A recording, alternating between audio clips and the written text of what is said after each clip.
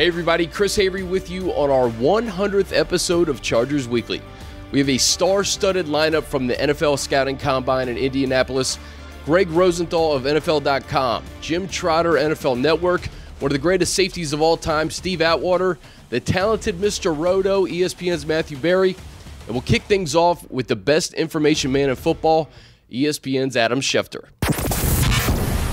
Well, I couldn't think of a better guest to kick off our 100th episode of Chargers Weekly. 100th episode. 100 episodes. Was I on the first one? You were on one of the first ones, though. One of the first. You actually, you kicked off the 2017 season because we played the Broncos, and we previewed Broncos, Chargers, Monday Night Football. Rex was in the booth. But you join me now. How you doing? Nice to see you, Chris. First question I have for you is, where's Dylan? This is like her element, I feel like, right? Yeah, she'll be disappointed that she is not getting to hear us talk about her. She's in school right now. She's in 4th grade. So she's got class today. I saw her at All-Star, and she was talking to Luka and Donovan Mitchell, Marvin Bagley, all these stars. You got to be so proud. That's probably the best part of this whole job. There's nothing that I enjoy doing more than getting to travel with her, watching her interview. And honestly, it's not something that I've hoisted on her. It's like she's a natural, though. Something that she's wanted to do, and I try to be supportive of her doing that. And once she's expressed that interest, I have gotten involved. Like, hey, let me know if there's anything else. And then ESPN's come, hey, we want her. Great, let me ask her. And she's like, yeah, So it's worked out pretty well. Thank you for asking, and thank you for paying attention. That's great. Well, this is like the NFL spring break, right? You have the future of the NFL here. We're a couple weeks from free agency, coaches, executives, agents. For our listeners, what is this experience like for you personally? Well, first of all, I think it's my 25th combine. Is it really? And when I was coming to the combine at the beginning, and I'm not making this up, there were 7 reporters. You're one of 7? One of 7. And the 7 reporters would stand in the lobby of the Holiday Inn all day and night, like literally from the morning to night, wait for players to pass through, get interviews with the players. You wouldn't get to talk to any people, and now you come to the combine, and there's probably 1,700. There wasn't a fan bench press. There was none of this. There was no Radio Row. No. There were 7 reporters. It's unbelievable. It changes a little bit. Let's talk some Chargers. They ended the season 12-4, won a playoff game. Mm-hmm. Your overall impressions of what Coach Lynn has done in 2 seasons? Well, he's done a great job. He's a great head coach, and I think he's a leader of men, which is what people are looking for. And they've got a good team, and they're close to getting to where they want to get to. Yeah. And, now the challenging part is how do you take that next step, and how do you get past New England, and how do you rise to the top of the AFC? Kansas City. So that I'll leave to Tom Telesco and Anthony Lynn to figure out. But I know that they've been headed in the right direction. They've done a great job. They're one of the better teams in the AFC. And like I said, this is where it gets interesting for them. I'm not sure if everybody knows this, but you covered Coach Lynn as a player with the Broncos. You know what's interesting?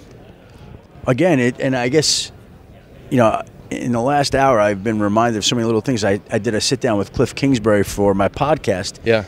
Cliff Kingsbury was a backup quarterback in training camp with the Denver Broncos.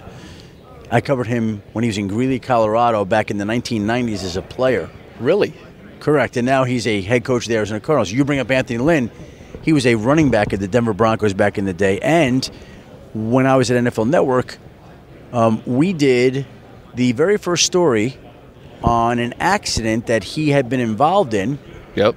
That almost took his life. It ran on NFL Network. I'd actually like to see that if I could.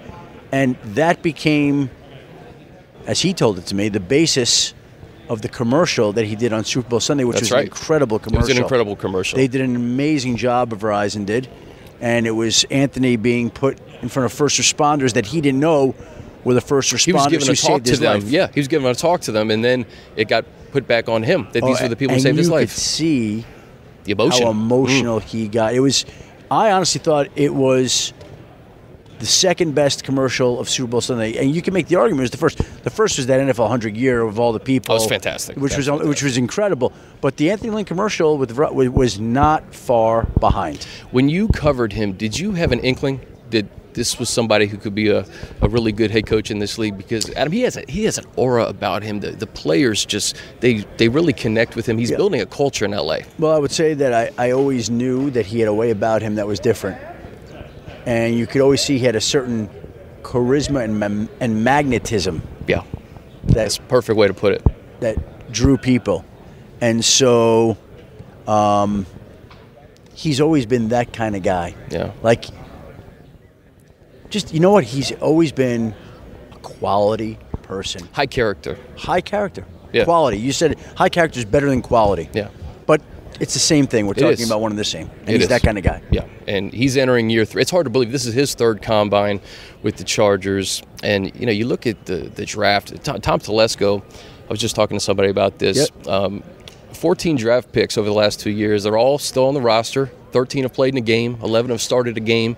And that doesn't include guys like Austin Eckler, Michael Badgley, who really helped solidify that kicking position for the team, Mike Davis, who started a lot of games. They've done a great job, and this is kind of where it starts. You know, it starts on film, but this is where, you know, you get to evaluate some of these guys. Well, this is the player procurement period. This is the start of the player procurement period. And, you know, you take a look at these guys here.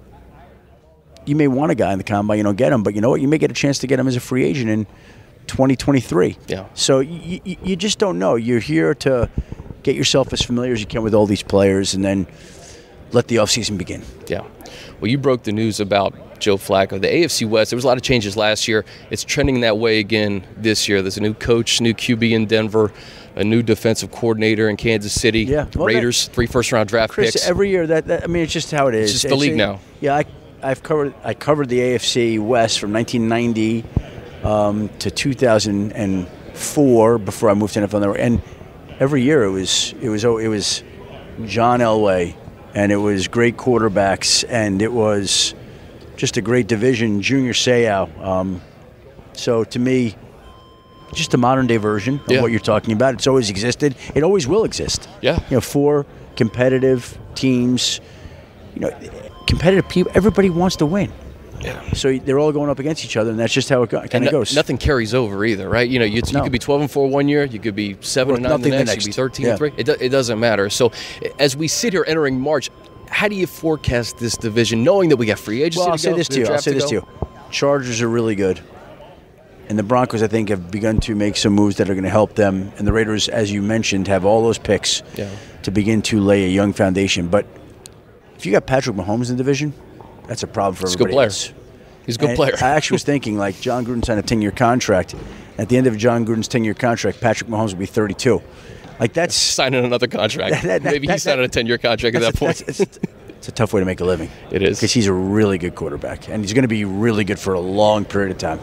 I'll get you out of here on this. I want to brag on you a little bit. The Man I Never Met, I know it came out in September, but people are obviously busy, too. People listen to this podcast during the season. Off-season reading list, I highly recommend it. What was it like working on that project? Well, it was a book I wrote that came out in September. Yeah. And there really is. You narrate it, too. Yeah, there's an audio book, The Man I Never, and I read the whole book, and that was quite a process, too, because I was in a sound studio for 2 straight days, reading the book out loud onto tape. So it's I talked to Marcellus Wiley about that because he had a book coming out, and he did it, and he said it was one of the hardest things he's done.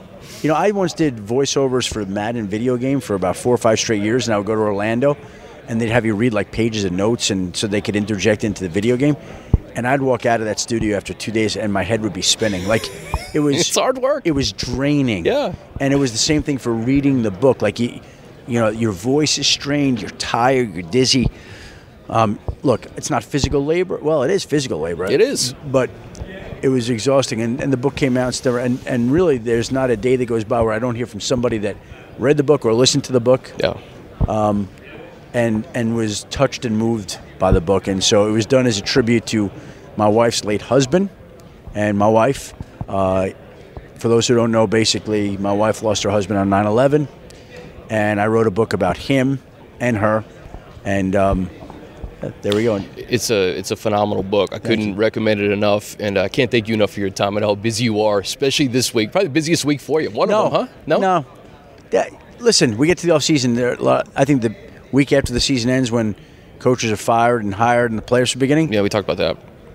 The first couple of weeks of free agency, that's number 1.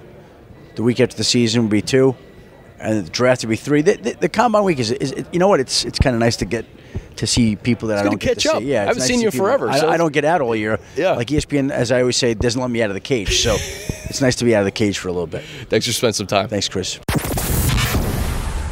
All right, now joined by one of the greatest safeties of all time, Steve Atwater. Denver Broncos, DenverBroncos.com too. How are you, Steve? Hey, doing well. Hey, out here, busy week, trying to evaluate this talent and get the information back to our people back in Denver. Imagine you're doing the same thing. Absolutely, but it's also fun. We don't get to see each other all the time. Right. Twice a year, right, in Denver and LA. So it's always good to catch up. Yeah, absolutely. I was just talking to Adam Schefter about his days covering the Broncos, and he said he covered Coach Lynn as a player, obviously you as a player. You were teammates with Anthony Lynn. What are your memories of being a teammate with Coach Lynn? Well, I just remember him always just taking the game extremely seriously, giving 110% on the field, and just, being a great teammate. We won the Super Bowl, and, I've followed his coaching career since he got out of the league, and just which started with the Broncos. Yeah, started with the Broncos. Yes, and just really happy for him and proud of him. Knew when he went down that route that he would be successful because he was very dedicated. Was there anything in his playing career that made you say, "All right, this guy's got it" in terms of being a coach? Well, I could say just how important the game was to him and how hard that he played. Now, he was on the offensive side of the ball, so I wasn't sure what he was like in meetings and that. I wasn't in those types of meetings. You guys probably had some battles in practice. Oh yeah, we definitely had a few battles in practice. But again, he's a big, strong guy, hard to bring down. Running back boy, like, oh man, he was low to bring down. But yeah, in terms of the coaching part, though, I really didn't know how studious he was, but I knew he took the game seriously. Yeah. And apparently he was keeping great notes, and once he got out and became a coach, he did all the right things and, made the right relationships, was able to get the guys to go out and play hard for him, and it's gotten more difficult, I think, as time has gone on to be able to motivate guys to go out and give it everything they have every single play. And from watching the Chargers play, you guys are going out, leaving on the line every single game. And you hear players talking about them after the game, and just they say how much they connect with Coach Lynn and how much they respect him. And I think that it says a lot. You could probably speak to this better than anybody, just in terms of having that championship pedigree, right? Being able to say that, hey, I can put rings on the table. I've won a Super Bowl. That gets your attention as a player, I have to imagine, right off the bat. It does. And I remember my rookie year when I came into the league, my defensive backs coach, his name was Charlie Waters. Mm-hmm. He played for the Dallas Cowboys. He had won Super Bowls, and there's nothing that he could have said that I wouldn't have done, and he wouldn't have told me anything crazy anyway, but, he'd tell me, hey, man, make sure you backpedal this way, and this is how you need to come out of your break, and this is where your eyes need to be. And I just, taking notes, writing it down, then I go out and try and do it. And, I just had the utmost respect for him. And, sometimes I see players nowadays who don't have that confidence in their coaches, and they start questioning the coach's decisions, and it just makes it that much more difficult. It's difficult enough to play, even if you're on the same page with your coach, you believe in your coach, you believe in what he's teaching you. But then when you throw in the fact that you're questioning your coach, in addition to having to perform against the other team, it's like you're fighting two battles. Everybody's got to be on the same page. You got to be on the same page. And you have to – we talk about this all the time, just building a culture. And I think that's what Coach has been able to do. A year ago, we were looking at safeties here, and Derwin James fell to the Chargers, 17 overall. That was a steal. I got one of the best safeties of all time here. Tell me about Derwin James from your perspective. What you think of him as a player in his first year in the league? Yeah, well, I got a chance. Last year I was looking at watching film on him before the draft, and he was number one safety for me coming out, and just his size, his speed, his ability to look at the right things before the play started and know where his threats were and how to, move his body to get in the right position and to get in between he and the receiver, the quarterback and the receiver. It's just uncanny. He has a knack for it. It's a natural knack for it, and he's a long guy who's extremely physical, versatile fast. too. Yeah, he can do it all. And I really liked him coming out. And when you guys drafted him last year, I'm like, oh boy, it's going to be a problem. Here we go. He can play some ball. He's a great football player and a great guy. So I got a chance to talk to him before, actually during the draft last year. Well, actually, day or two before the draft, we had an event with some of the retired guys and some of the younger guys that were coming to the draft, and I got a chance to talk with them a little bit. And I saw him before our game when we came out to L.A. That's right. Yeah. You know the thing about him, he's a young kid. He's got great respect for the game and great respect for the players that have come before him, especially at the safety position. And I don't think you get that every day in 2018, 2019. So it's been refreshing to kind of see him come in humble and just work hard. It is. It is great. You love to see guys who have that mentality.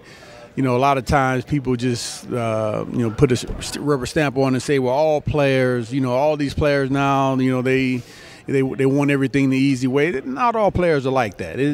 They're certainly, it's a lot more prevalent nowadays than it was in the past, in my opinion. But there are still some very hardworking guys who know that they got to put in the work to get the results. Sure. And Derwin James is one of those guys. Steve, you're on the radio every day in Denver. I love to get the opposing view just from Denver's perspective. You look at the Chargers and what they did this year. What was your overall impression of this team and getting to the playoffs and winning the game? Yeah, well, hey, I wasn't surprised. I know going into the season that the Chargers were going to be a team to compete with. Both you and the Kansas City Chiefs were two top teams in the AFC West. So we knew we were going to have our hands full each and every time. We hoped that we would be able to play better. Unfortunately, we weren't. We were able to pull out that game. I tell you, had the Chargers looked back at that game, had they beaten the Broncos in L.A., they could have been 13-3, could have been the number 1 overall seed. Yeah. That was an interesting game. It was an unorthodox game. Oh man, it was. It was wild.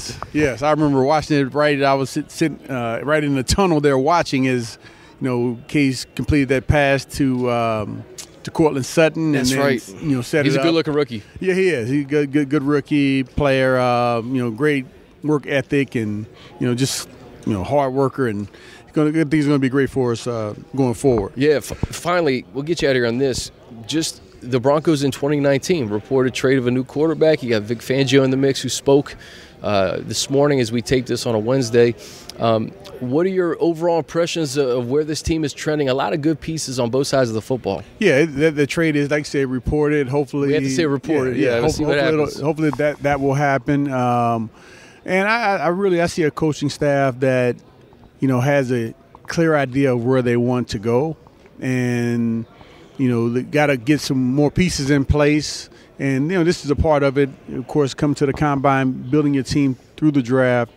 And I'm anxious to see which route we go in the draft in terms of if we'll try 10th overall pick, right? 10th overall pick. So you got an avenue of a variety of avenues, I guess, to go. Yeah, it'll be interesting to see if we decide to try and get a young quarterback here at that pick.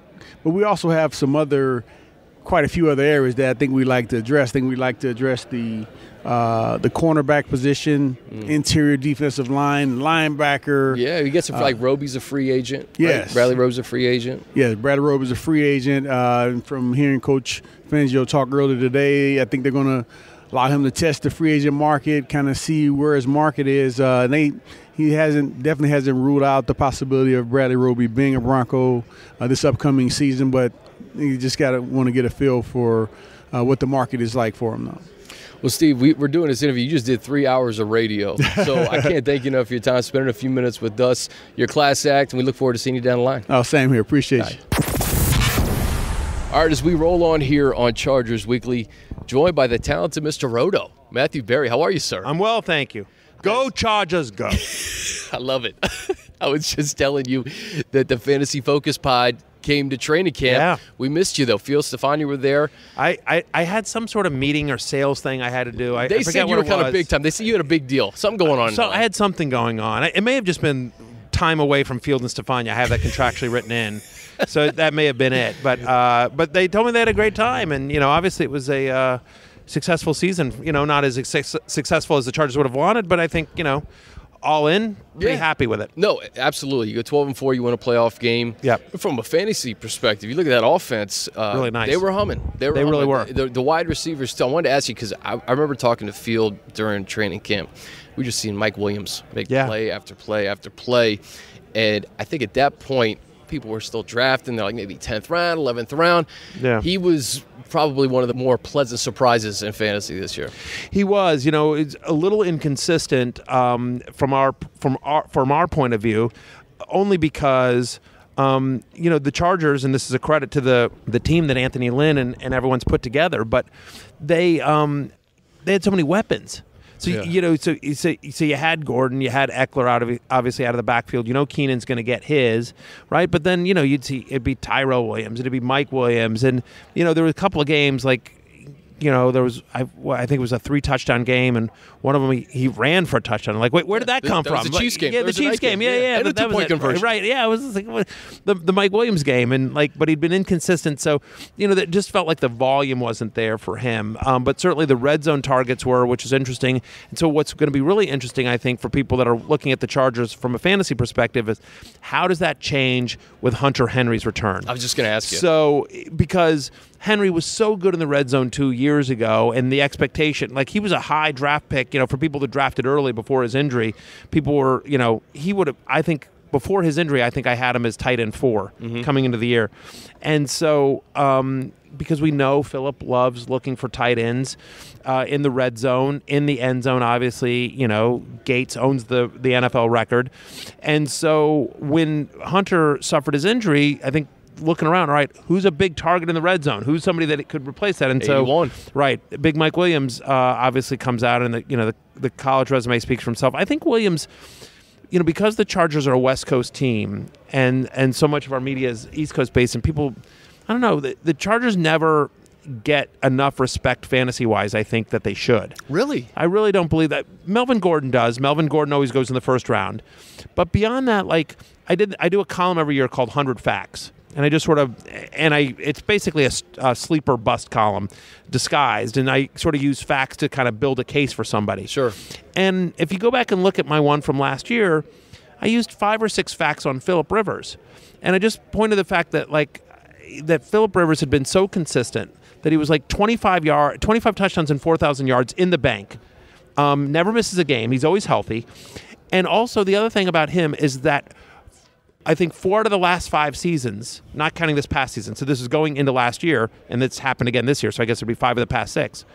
Phillip Rivers has finished at least 5 spots ahead, has averaged 5 spots ahead of where he was drafted. Meaning, like, if he finished his QB, he'd be drafted as QB 15 and finished as QB 10.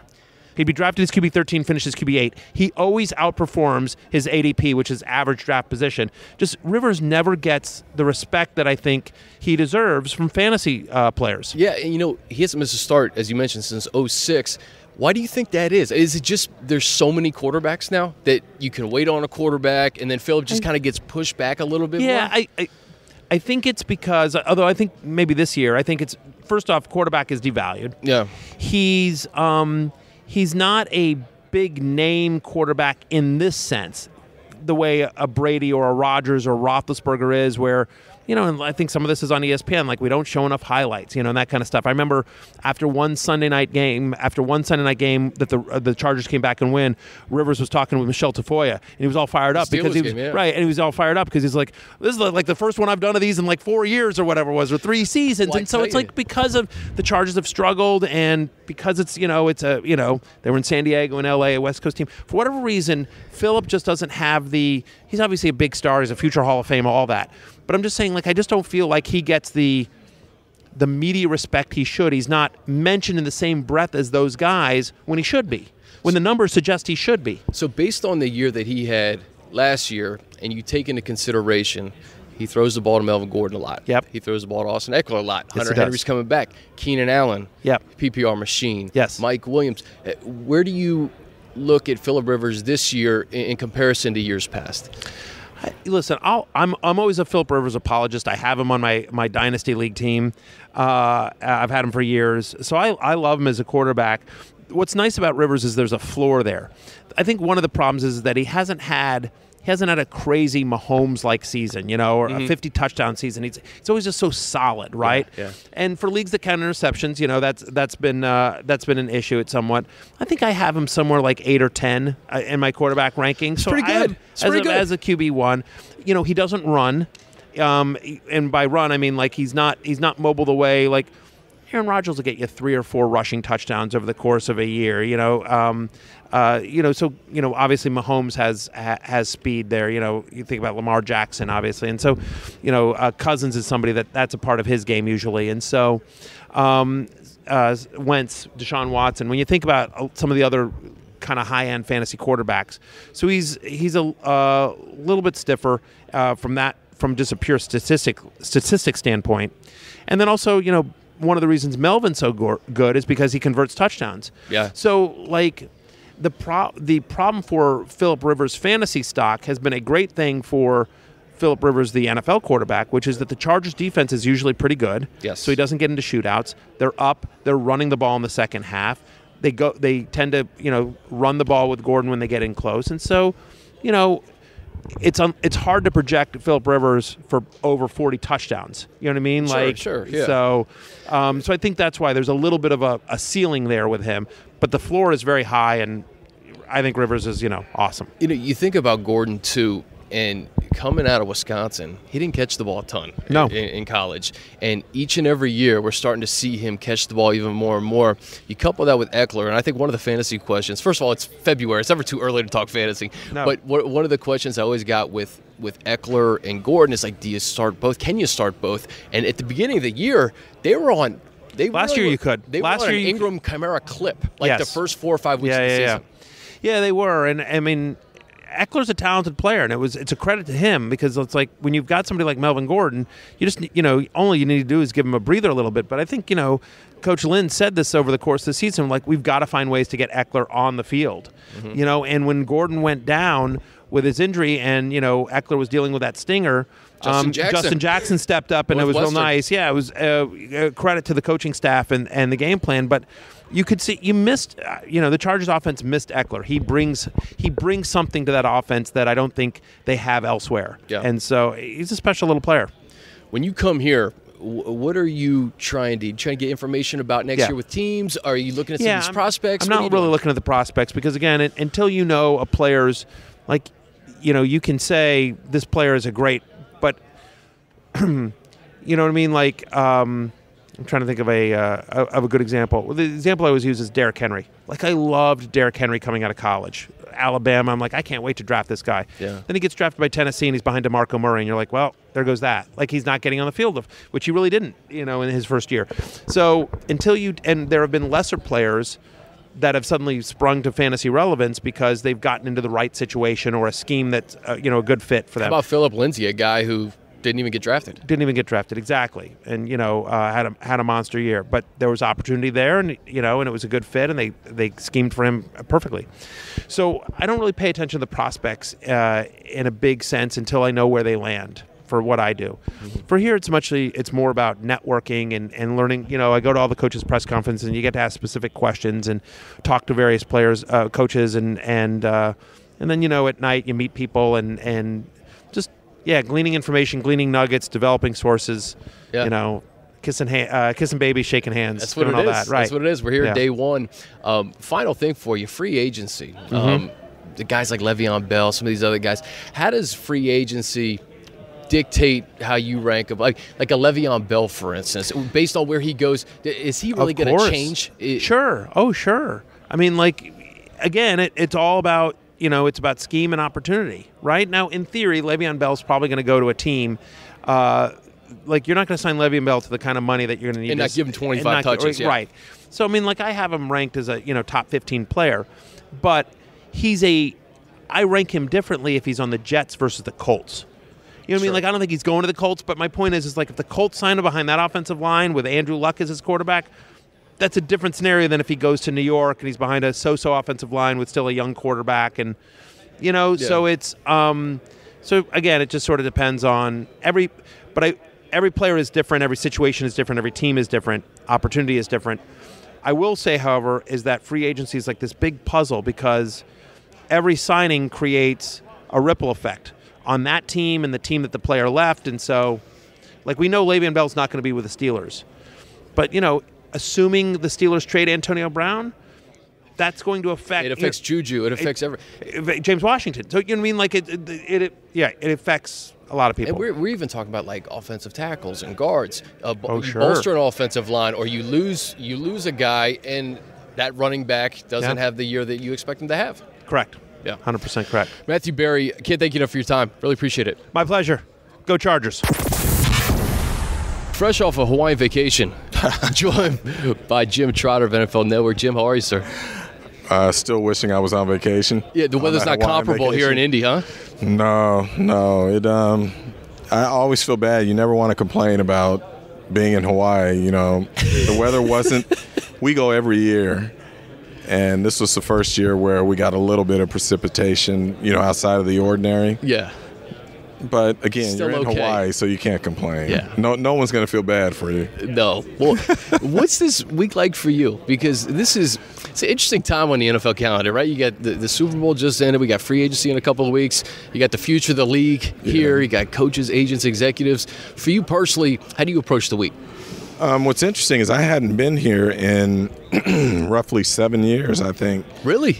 I had stopped coming just from the standpoint of, for the things I do now, more storytelling and that sort of thing. The Combine back in the day used to be a little more intimate, and so you could get some time one-on-one with guys. Now there are so many people. I think someone told me today there are 1,400 media members credentialed. I just had Adam Schefter on. He said 25 years ago he was one of 7 reporters at the Combine. Exactly. 1,400 now. Yeah, so it's like, I'm not a hang out at the bar type guy, late at night guy. So really this isn't conducive for me personally. I prefer to go to, if I want to visit with someone from the Chargers, go to their place and visit with them. Or say it's Tennessee, go and visit with them there. Yeah. I think it's a little more personal, and you develop a stronger rapport with whoever it is you're talking to, as opposed to having 20 other writers around or whatever. So for me, there were just a couple of stories I'm working on where I just felt it was good bang for the buck to come and get some of these things here now, knock these interviews out of the way. And then I could get back to trying to do the more quote-unquote intimate or personal long-form pieces. Well, speaking of that, in your storytelling, you did a piece on Keenan Allen this year. Yeah. That was phenomenal, and he had another Pro Bowl season. Yeah. So your thoughts on Keenan, what you got from that conversation with him? What I got from it, I'd seen Keenan from afar but never really spent time with him, so I was just curious knowing his talents. I just wanted to know what the guy was like and what his drive was like. So when I went down to North Carolina, that's kind of what I learned. You're able to go back and see the roots, Sure. Where that certain attitude and makeup and drive comes from. And I value that. So I appreciate him allowing me to do that. And what I saw was a guy who very early on learned from his stepdad and his older brothers that there's a certain way you have to play this game if you want to be successful. And as his stepdad likes to say to him, it's a grown man's game. So even at 7 years old, you may get knocked around, but you always get up and you keep going.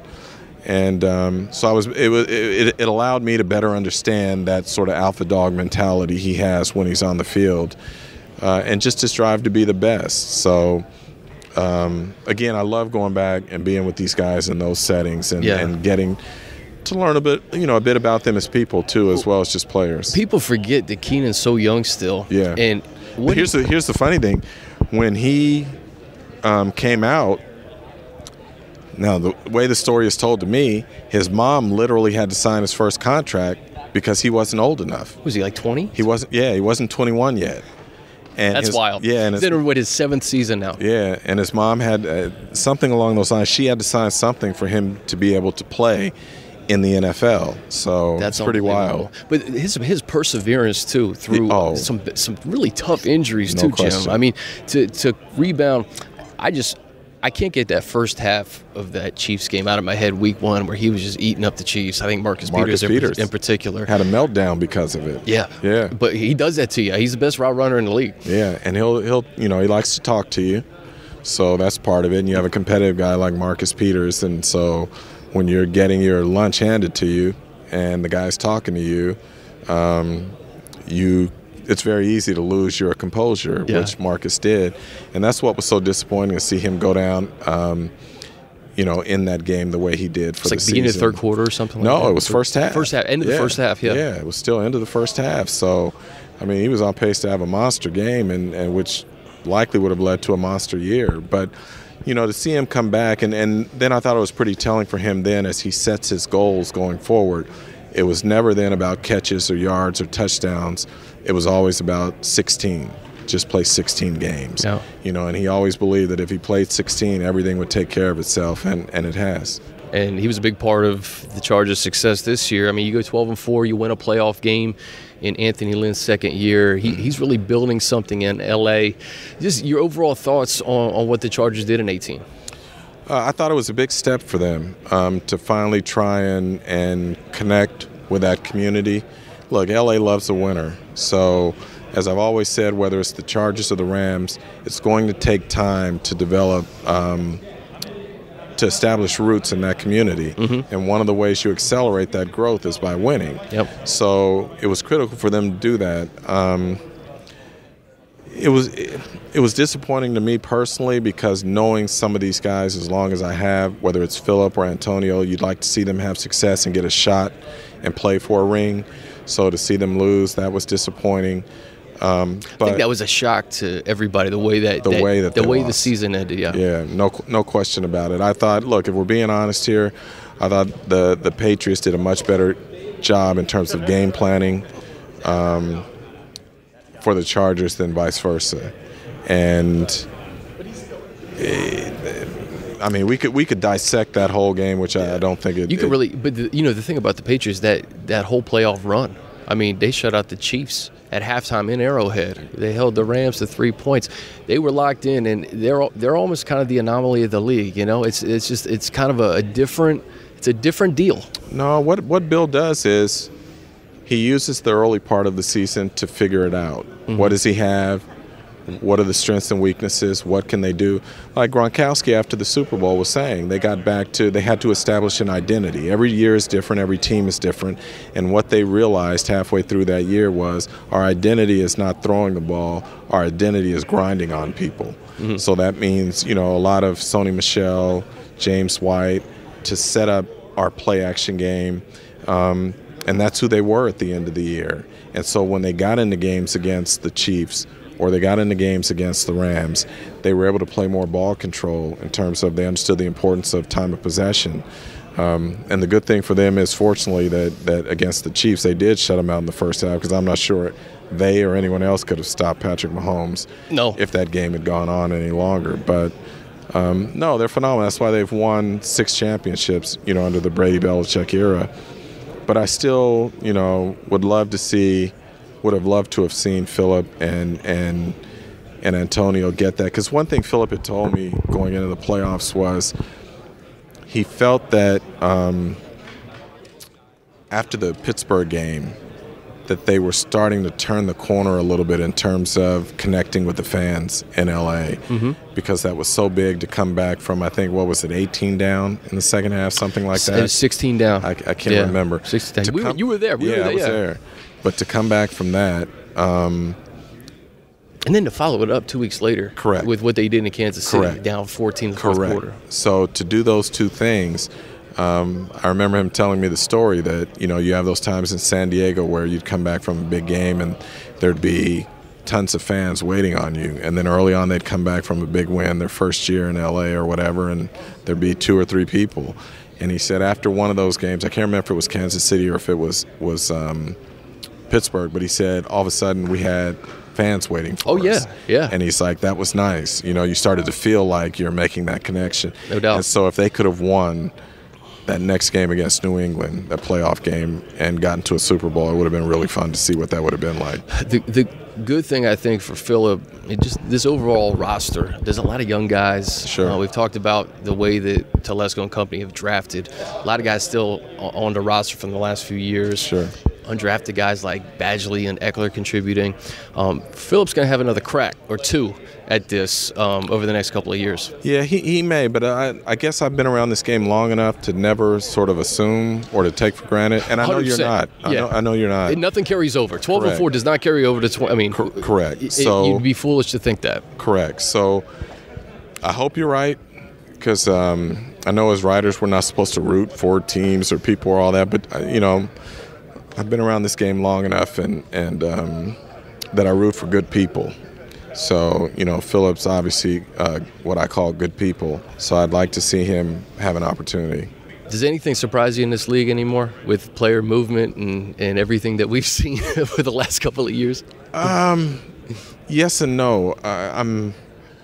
I can be surprised but not stunned, if that makes sense. Yeah. So there's always there's that initial 5 second of, wow, I can't believe this. Then it's like, whoa, what do you mean you can't believe it? Yeah.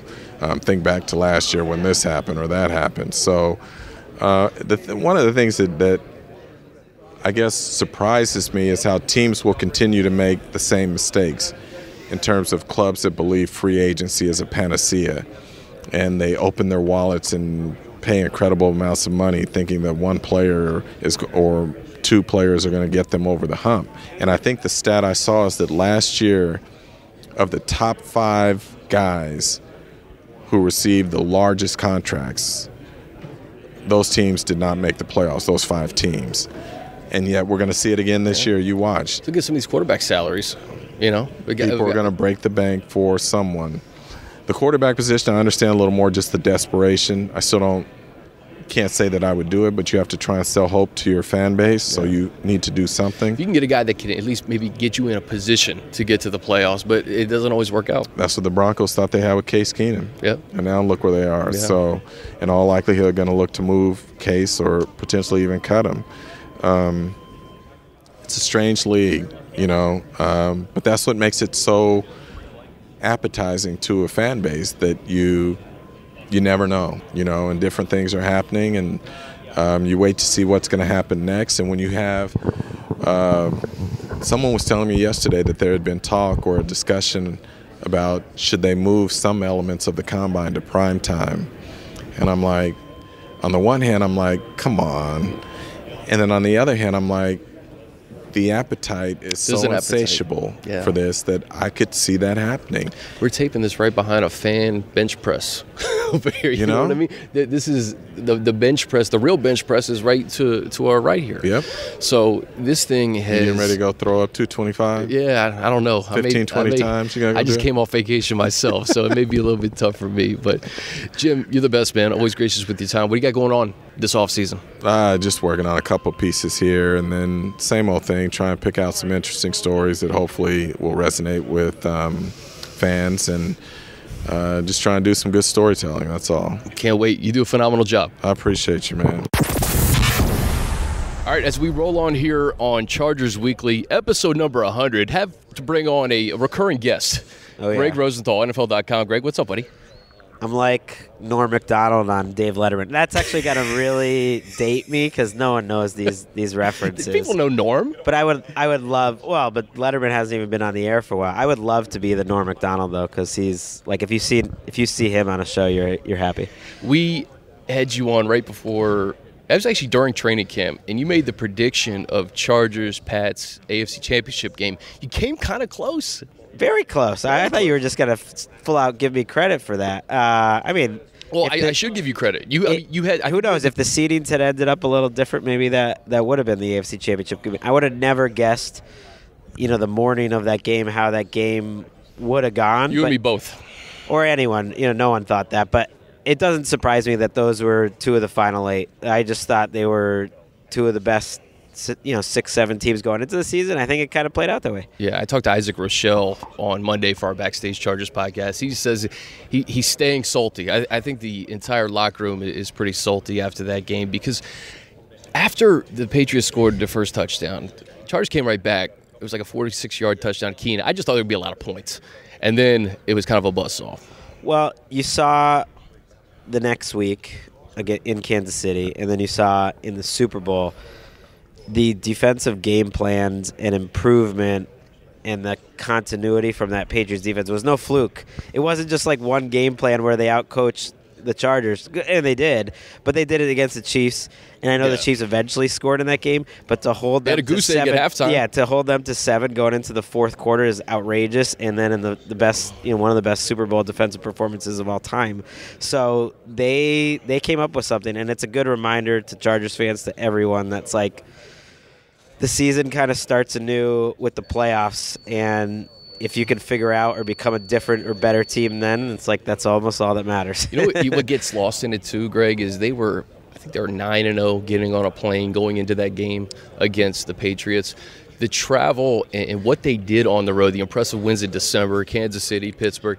Obviously, the Patriots game, it is what it is. But these guys won some big games in prime time in December, and I know 12-4 didn't carry over. Huge games. I mean, some of like, we're looking at NFL top 10 games on the network. I'm watching it last week, the Kansas City Chargers game. Well, to win in Pittsburgh and to win in Kansas City and then to win in Baltimore in the playoffs, I think if you were just like making a power ranking of like who had the most impressive seasons, who had like the best wins, the Chargers to me are probably the 5th or 6th best team in terms of having the best season in the NFL. You have to put the Rams and the Saints. I think the final 4, you put them as the top 4, and then it's probably the Chargers after that in terms of what they put together in terms of impressive wins. Yeah, they closed both of Anthony Lynn's first 2 seasons. They've closed the season very strong. I think 13-4 in November and December. So I think that's a little bit everything. It's a little bit of Phillip Rivers, a little bit of Coach Lynn and this culture that they're building,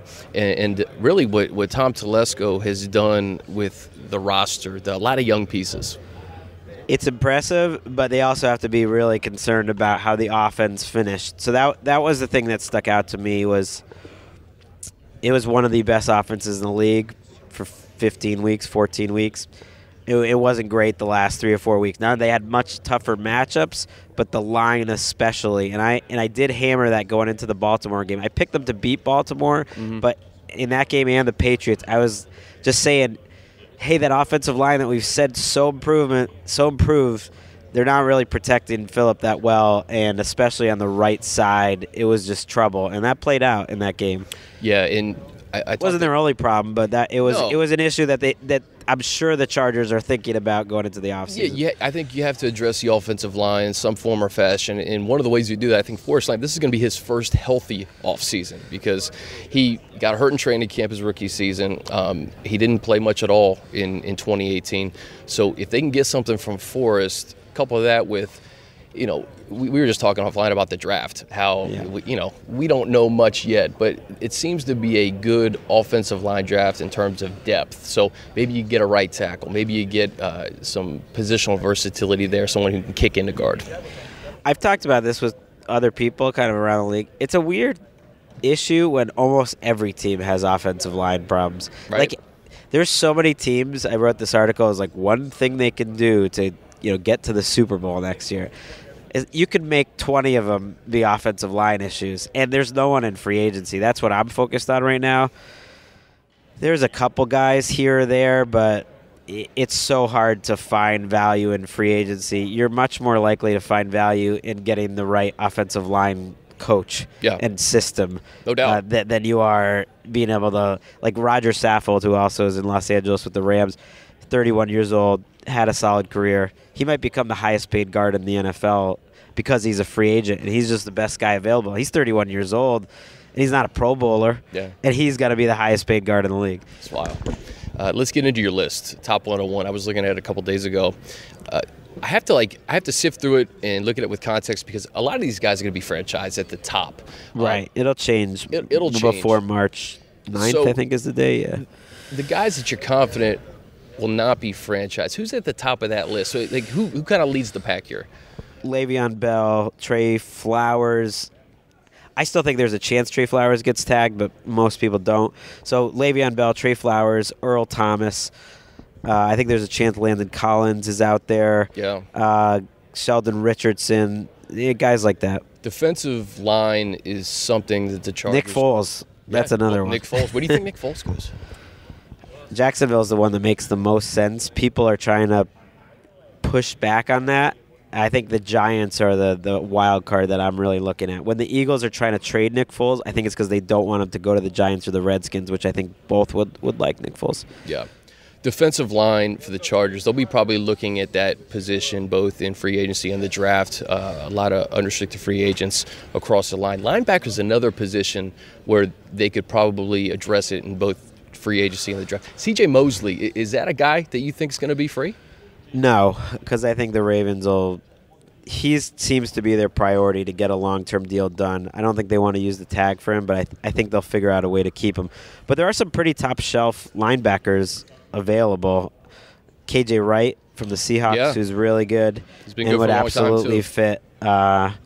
Has been under Gus Bradley before. I'm just putting that together for the first time. Yeah. He's really good. And Jordan Hicks of the Eagles, I think, is a 3-down linebacker who would fit very much with the Chargers. So there's linebackers, and you said they're looking for defensive linemen. That's the deepest position in free agency is ends and tackles, I think, on the defensive line. And it's wild because it's the same in the draft, apparently. Right. And the Chargers need a lot of defensive tackles. They're all free agents right now. Yeah, they're good at edge rusher, right? You got Bosa, you got Ingram, you got Nwosu, who came on. You got Isaac Rochelle, who was a 7th-round pick. Telesco and company. You look at the last 2 drafts, Greg, they've had, I think, all 14 picks remain on the roster. 13 have played in a game. 11 have started a game. Wow. And that doesn't include guys like Eckler and Badgley, who they picked up and really kind of solved the kicking position. So it is a young team. You're yeah, right. it's a young team. There's a lot of pieces and a lot of depth behind some of these older guys, too.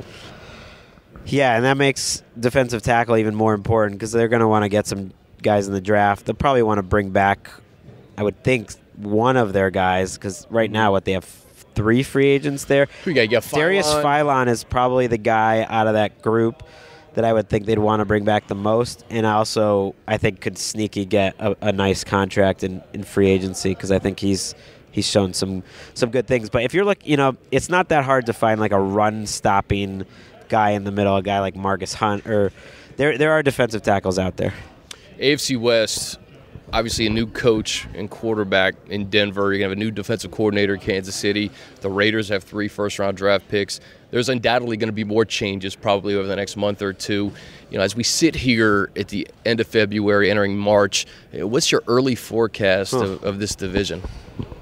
Well, my forecast of this division has not been great. I guess I had the Chargers winning it last year. It wasn't too far off, and I had the Chiefs. Listen, they're both 12-4. Yeah, but I'm thinking of 2 years ago when I thought this was the best division in football, and didn't really, work out that way. Well, the Raiders kind of disappointed that right, and the Broncos that year. But you feel like the Chargers and the Chiefs are pretty far ahead of the other 2 teams. That's what it feels like. It's what it feels like, and you're just kind of looking at the standings. But it is new coaches in Denver and a lot of roster problems and Flacco at quarterback. It's just not a great team, and the Raiders are as rebuilding a team as there is in the NFL. So it does feel like you've got 2 great quarterbacks in Kansas City and Los Angeles, and 2 teams that are pretty deep with young players. You just have 2 teams that to me feel about as safe as a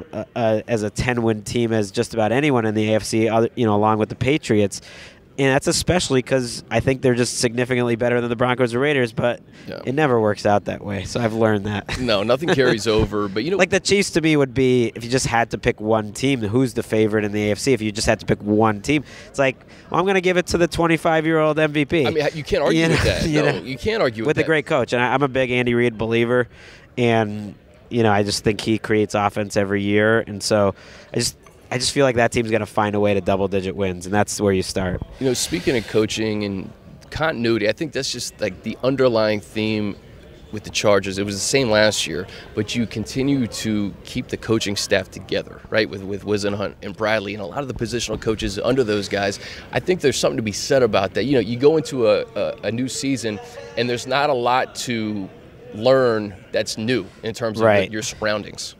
That's true, and the Chiefs are changing their defense, which I think was a move they needed to make. But I totally agree. When you look at what's made the Patriots special and the Steelers too as the best teams in the AFC, that continuity is huge because the Patriots, they haven't just been running the same system for a few years. They've been doing it for like 18 years. Yeah. And then and it's like you can change what you want to do on a week-to-week basis so much easier because there's this like common language that the players and the coaches that everyone speaks. And you're right, the Chargers, it's crazy to think now have about as good continuity as like any teams other than the Steelers, the Patriots, the Seahawks. There's a few teams out there. There's not many. And it's it's the coaches, but it's also I mentioned just the success that they've had in the draft. It's a lot of the same guys that have been drafted. So you're really building this team through the draft. They were selective in free agency last year, getting Pouncey a Pro Bowler. So I think they've really kind of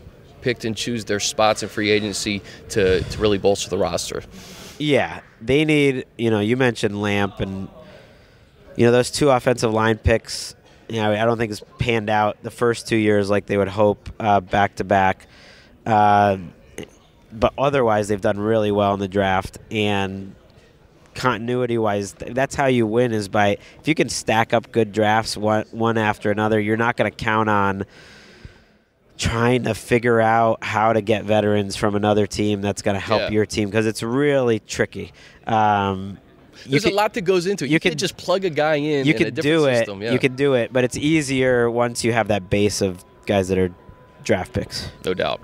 So what's this week like for you? What do you have going on? This is like the NFL spring break here. I know you have a lot of podcast obligations and except a lot like of 70 degrees stuff. Colder. It's like I've spent enough. There's no beach. This is my 15th. There's no wristband, right? This is my 15th combine. It's like I've spent a lot of time in Indianapolis in my life.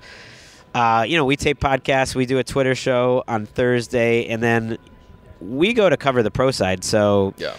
That's what's great about the combine. Yeah, all the GMs and coaches are here. We talk to them all. We listen to them all. You get a feel. Like I just talked to Brian Flores and Chris. Chris Greer talked to the GM of the Dolphins. So you get a feel of like guys in new roles, how they're going to handle it, how they're going to answer questions. You get just little nuggets, little peeks ahead of like what's going to come next week, who's going to get franchise tagged, who's going to get traded. Because that's the thing. Like the draft to me is so far away, and Marty, if this is spring break, let's like free agency is Mardi Gras, and that really starts right when we leave here. Yeah. I forgot to ask you, you're 7th ranked linebacker in the 2019 NFL draft. I know you're Adolphus Howard from Washington State. I made up that name. I love it. Greg, thanks so much, bud. Thanks. And that's going to do it for episode number 100. My thanks to Greg Rosenthal, Jim Trotter, Matthew Berry, Steve Atwater, and Adam Schefter for joining me. And, of course, thanks to you all for listening. Remember, download and subscribe on Apple Podcasts, Chargers Weekly, every Thursday. Episode 100, we hope to make it 100 more. Until next time, I'm Chris Hayre.